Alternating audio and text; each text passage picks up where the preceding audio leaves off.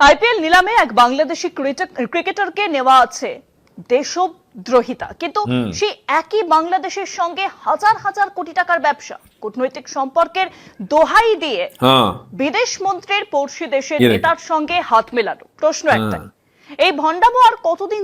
दोस्तों, वेस्ट बंगाल के मीडिया ने सवाल उठा दिए हैं और मोदी की जो साजिश है वो बेनकाब कर दी है। उन्होंने कहा है कि आप बिलियन बिलियन डॉलर्स की इन्वेस्टमेंट बिजनेस कर सकते हैं बांग्लादेश के साथ। अंबानी और अडानी जो ग्रुप है आपका, ये सब कुछ ट्रेड कर सकता है बांग्लादेश के साथ। और आप खुद, आपके जो वजीर खारजा हैं, फॉरेन मिनिस्टर हैं जयशंकर, वो ढाका जा सकते हैं बेगम खालिदा जिया के जनाजे में। लेकिन मुस्तफिजुर रहमान क्रिकेट नहीं खेल सकता बांग्लादेशी एक क्रिकेटर हिंदुस्तान में। वो कह रहे हैं हमें पागल ना बनाया जाए, बहुत फूल बना लिए, अब हम नहीं बनेंगे मोदी जी। मेरे ख्याल में ये सवाल करके ना इंडियन मीडिया ने मोदी की सारी सियासत का बेड़ा गर्क कर दिया है। और साथ ही साथ उन्होंने कुछ सवालात भी पूछ लिए हैं, जिससे दोस्तों अब सबको पता चल चुका है कि एक ड्रामा रचाया गया है लोगों को पागल बनाने के लिए, और कैसे बांग्लादेश को हमारे से दूर करने के लिए, यानी बांग्लादेश के जो लोग हैं वो तो कह रहे हैं हमारे साथ प्यार करते हैं, लेकिन ये जो अंतभक्त हैं, ये जो कुछ टोला है बीजेपी का, ये हमें दूर करना चाहता है। अस्सलाम वालेकुम दोस्तों, আমি এহসান খান আর আপনারা দেখছেন এহসান রিঅ্যাকশন ইউটিউব চ্যানেল। আশা করি আপনারা সবাই ভালো আছেন। दोस्तों, वेस्ट बंगाल मीडिया ने एक धमाका कर डाला है और उन्होंने क्या ही खूबसूरत सवाल पूछे हैं मोदी जी से, मोदी हुकूमत से, बीजेपी से। और ये जो सवाल पूछे हैं उसके बाद वो मेरे ख्याल में लाजवाब हो जाएंगे और कमाल के सवाल पूछे। उन्होंने कहा कि देखें, ये अबानी, अदानी, अंबानी, ये ग्रुप जो है ये बिलियंस डॉलर की ये इंपोर्ट एक्सपोर्ट करता है, अपना बिजनेस करता है, इन्वेस्टमेंट करता है बांग्लादेश के साथ। फिर जयशंकर जाता है ढाका में, ये सब कुछ हो रहा है, सब कुछ ठीक है, बांग्लादेश ओके है, A1 है, हमारा नेबर कंट्री है। लेकिन वो कह रहे हैं कि मुस्तफिजुर रहमान को खेलने की इजाजत नहीं दी जा रही। यानी कि सिर्फ क्रिकेट, स्पोर्ट्स, खेल के अंदर आप सियासत को इन्वॉल्व करना चाहते हैं। यानी बांग्लादेश अच्छा नहीं है, लेकिन करोड़ों की इन्वेस्टमेंट हो रही है बांग्लादेश के साथ, वो बिल्कुल ठीक है। और वो अपना फ्लाइट पे जाता है जयशंकर ढाका में, वो भी ठीक है। लेकिन ठीक नहीं है तो मुस्तफिजुर रहमान नहीं है, क्योंकि वहां पर हिंदुओं की अत्याचार हो रही है, इसलिए उसको निकाला जा रहा है। ये क्या ड्रामा है? ये क्या हमें पागल बनाने की कोशिश की जा रही है? ये सवाल दोस्तों उठाए हैं वेस्ट बंगाल के मीडिया ने मोदी सरकार के आगे। लेकिन इसके जवाब मैं दे देता हूं भाई। चले मान लेते हैं आप जो कहते हैं कि हिंदुओं की अत्याचार है बांग्लादेश में, लेकिन पहले मुझे ये बताएं, क्या ये जो क्रिसमस, ये जो गुजरा है 25 दिसंबर, इसमें क्या कुछ नहीं हुआ?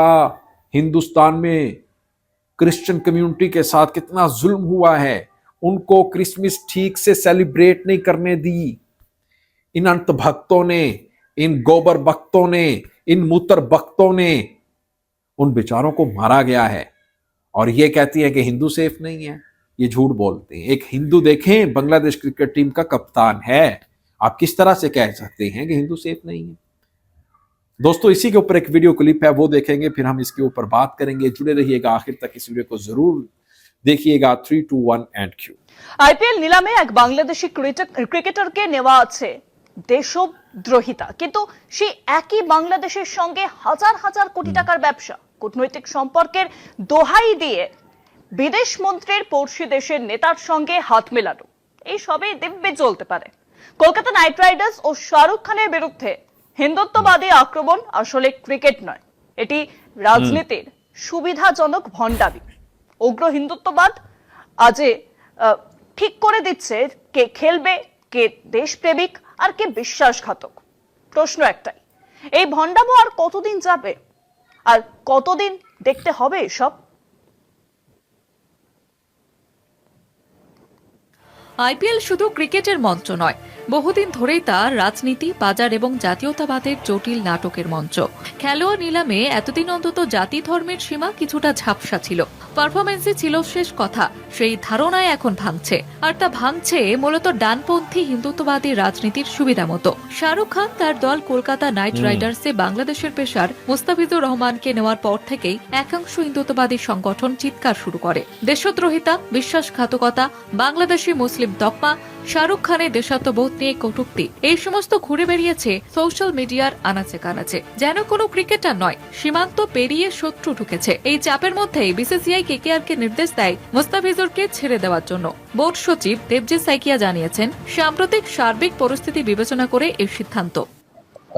In the recent auction in Abu Dhabi, KKR picked up one player, namely Mustafizur Rahman from Bangladesh, into their squad.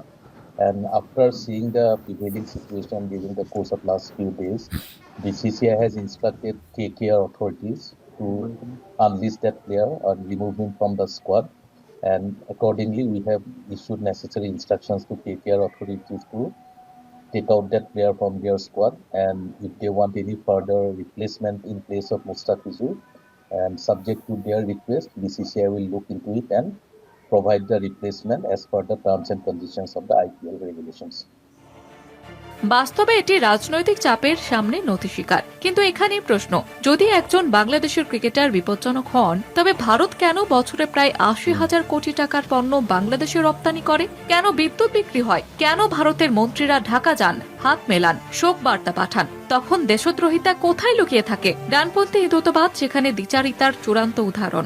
ব্যবসা ও কূটনীতিতে বাংলাদেশ বন্ধু, আর খেলাধুলায় বাংলাদেশি মুসলিম শত্রু। ক্রিকেটারকে নিশানা করা সহজ, কারণ সে রাষ্ট্র শক্তি নয়। পহেলগাম হামলার পর, অপারেশন সিন্দুরের পর ভারত পাকিস্তান ম্যাচ হয়েছে। বিসিসিআই খেলা বন্ধ করেনি, দেশ জুড়ে খেলা দেখানো হয়েছিল। বাংলাদেশের সঙ্গে তো যুদ্ধ পরিস্থিতিও তৈরি হয়নি, তাহলে এত ঘৃণার চাষ কেন?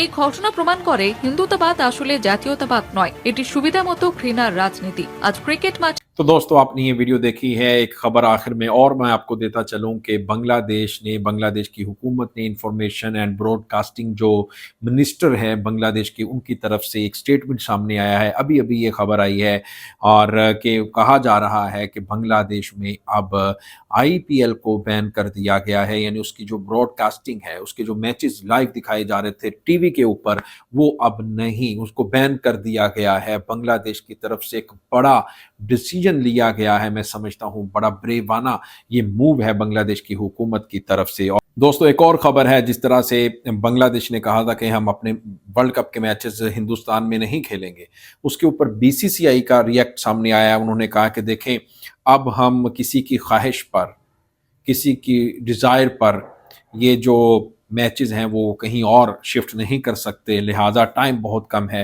और उसी शेड्यूल के मुताबिक ये मैच खेले जाएंगे। लेकिन ये बीसीसीआई ने कहा है, आईसीसी ने नहीं कहा। चाहे आईसीसी के अंदर ये बीसीसीआई बैठा हुआ है, यानी जे शाह है, इमत शाह है, ये जो भी हैं बीजेपी वाले हैं, लेकिन याद रखिएगा, आईसीसी का जब तक डिसीजन फाइनल नहीं आएगा तब तक इसको हतमी नहीं समझा जाएगा।